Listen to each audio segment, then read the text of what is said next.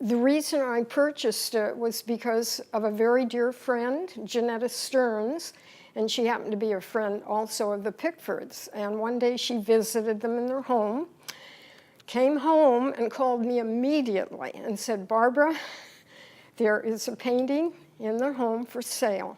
And she said, "You must go and see it. It's just exquisite."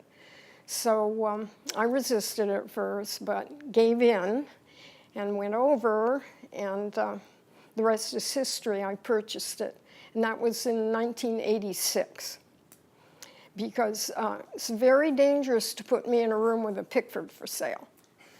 I've purchased 54 over the years.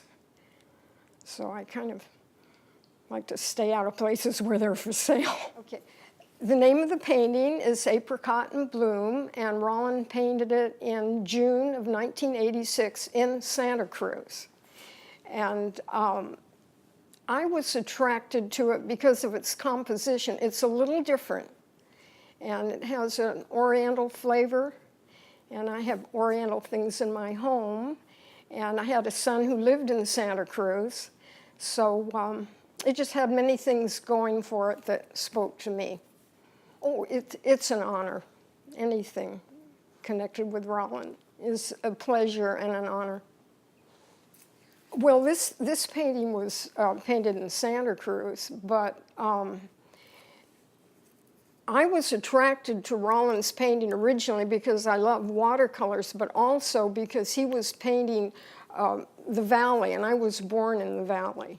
And his representation of the valley is just wonderful because that valley no longer exists. Well, I'm not an art critic, or student of art. They're just exquisite. They have, when I compare them to other watercolors, Rollin's work has a movement to it. It's just, I can't explain it. It just speaks to me. Okay. Whenever I purchased a Pickford painting, I would ask Rollin for his journal notes for the day of the painting and that pertain to his painting. And regarding Apricot in Bloom, this is what he wrote. "As I set up my easel and board, the fairy shafts of light through the blossoms dance across the pristine paper. If only I could induce them to stay." And that was his comment for my painting. And I cherish these comments as much as the painting. Well, as I say, when I moved to Fresno in 1961 from Merced, I purchased a home, unbeknownst to me, next door to Rollin's parents, and that was his family home. And that's when I was introduced to Pickford paintings, and of course, I was hooked. And his mother just spoke so lovingly and glowing of Rollin that I just immediately liked the man, having never met him. And then through my mutual friend, Janetta Stearns, I was introduced to Rollin and visited his studio in 1972, and that's when I purchased my first painting.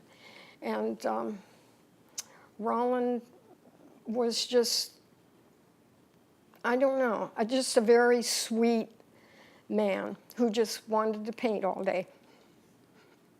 And he was always very appreciative when you bought a painting. And he would remember the one that you had purchased. And when you think how many he sold, that's pretty remarkable. He was always very touched when you bought one of his paintings and appreciated his work.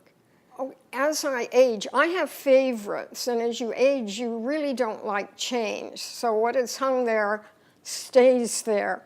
I have many in the closet, and now I'm giving them away to people who appreciate them and can enjoy them, and I've given them to my children, but I still have a few in the closet. But I have a lot of room in my home. They're everywhere. The back porch, the laundry room, the kitchen, stairwell, bathrooms, den, dining room, bedroom, sitting room. They're everywhere.